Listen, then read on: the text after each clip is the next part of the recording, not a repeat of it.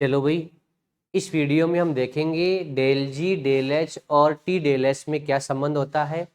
इस पॉइंट से एक क्वेश्चन पक्का आता है कि एंट्रोपी का मान ज़्यादा होगा, ताप ज़्यादा करना पड़ेगा, डेल जी कब नेगेटिव होगा, कब पॉजिटिव होगा। इसका मतलब आपको चार ऑप्शन दे रखे होंगे। सबसे पहला, डेल जी डेल एच और टी डेल एस में संबंध का क्या फॉर्मूला होता है, तो हमें पता है डेल जी बराबर del H minus T del H होता है। ये गिब्स मुक्त ऊर्जा का फॉर्मूला है जिसे हमें हेल्महोल्ट्ज़ समीकरण कहते हैं। अब आप में इसमें बताओ, ये डेल जी तो क्या है, दोबारा बोलो। गिब्स मुक्त ऊर्जा में परिवर्तन। डेल एच क्या है, एंथैल्पी में परिवर्तन। डेल एच क्या है, एंट्रोपी में परिवर्तन। अब सीखो अपने को।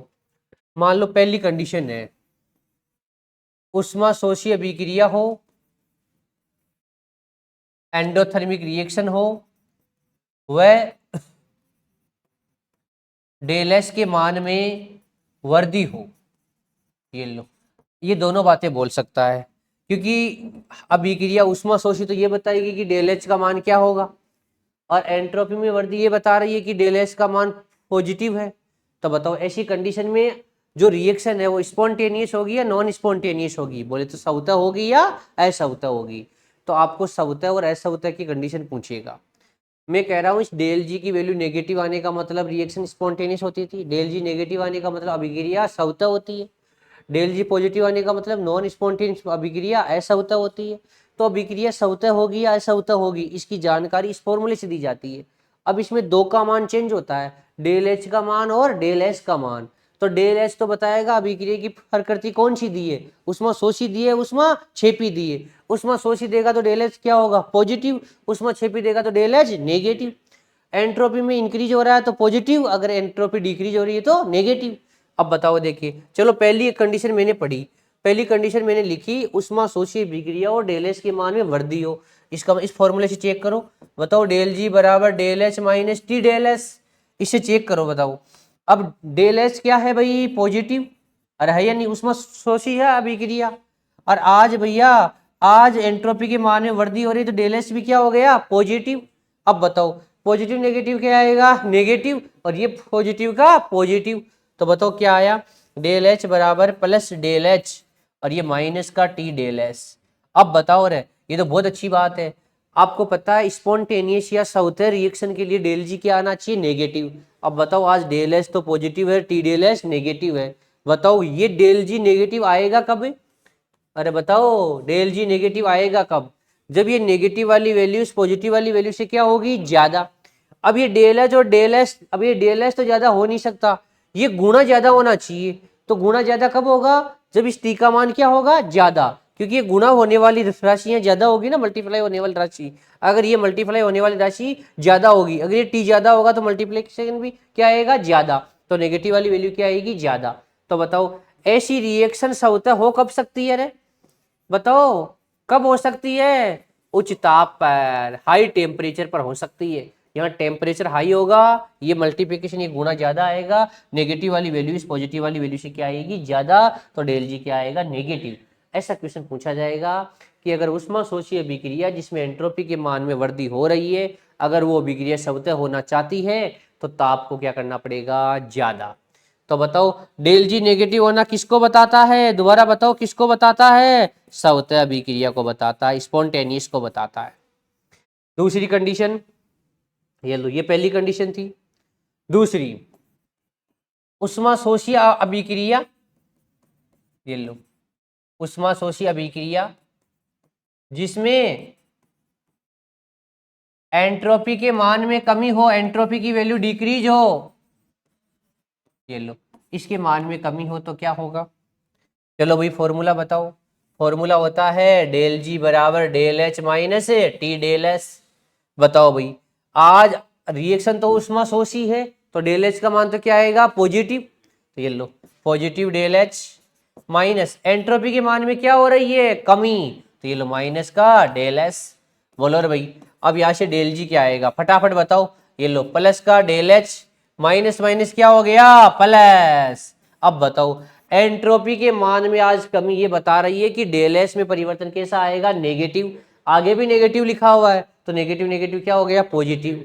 अब बताओ इस डेल जी की वैल्यू आज किसी भी कंडीशन में क्या नहीं आ सकती, नेगेटिव है नहीं आ सकती, क्योंकि यहां भी पॉजिटिव है यहां भी पॉजिटिव है।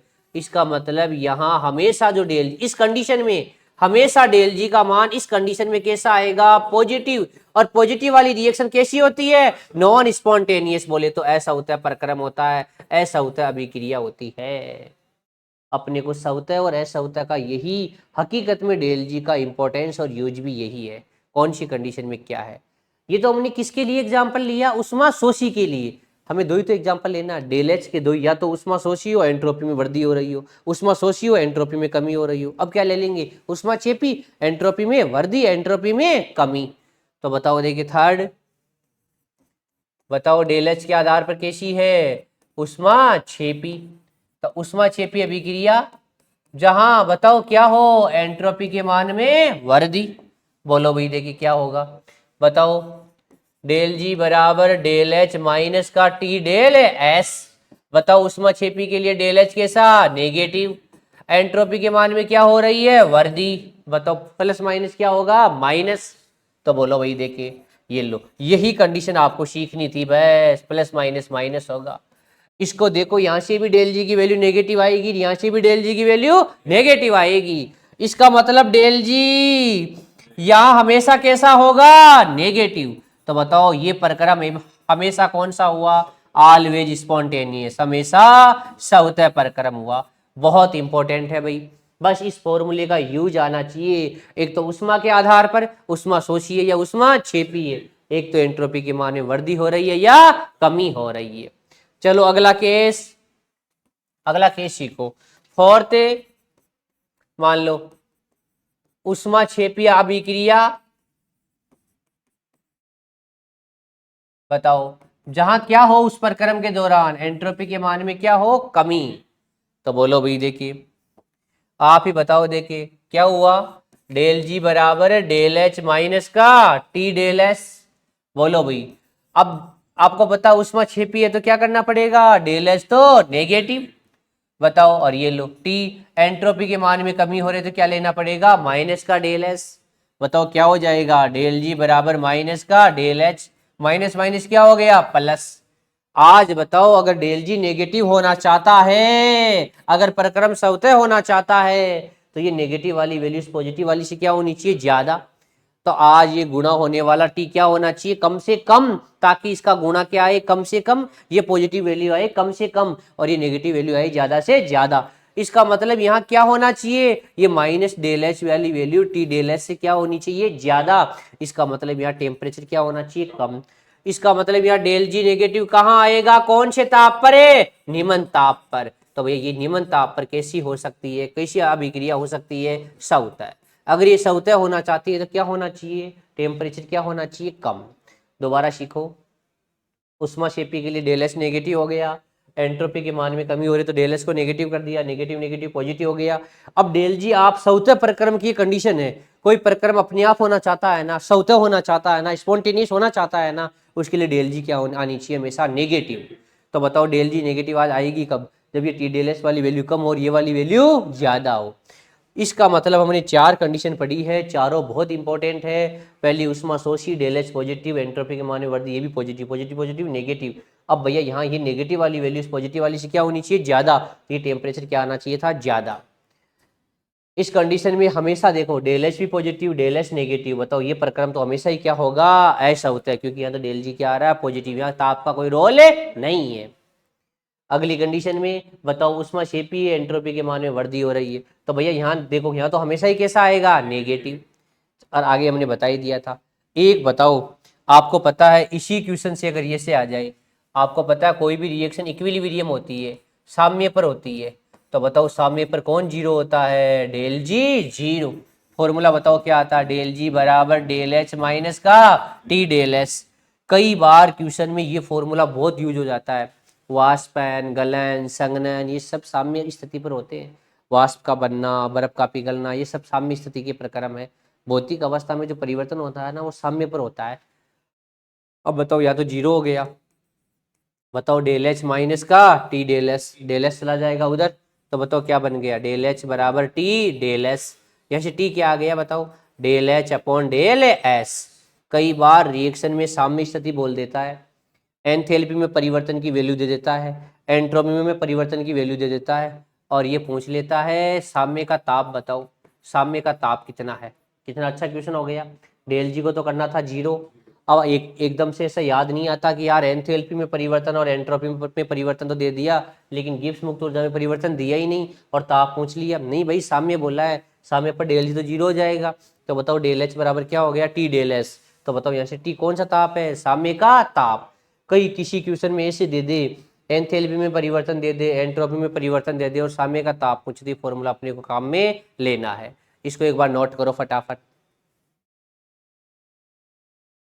बहुत इंपॉर्टेंट फॉर्मूला है।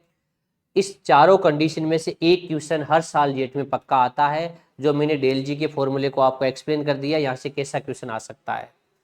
चारों कंडीशन आपको समझा दी, लास्ट में सामने वाली कंडीशन समझा दी, और इसमें किसी प्रकार का गलत नहीं होना चाहिए। आप एग्जाम तक ऐसे वीडियो देखते रहिए, हर वीडियो एक अपने आप में बहुत इंपॉर्टेंट होगा, और एक कॉन्सेप्ट होगा कि बच्चा जहाँ गलती कर सकता है उन हर एक पॉइंट पर हम काम कर रहे हैं। Thank you.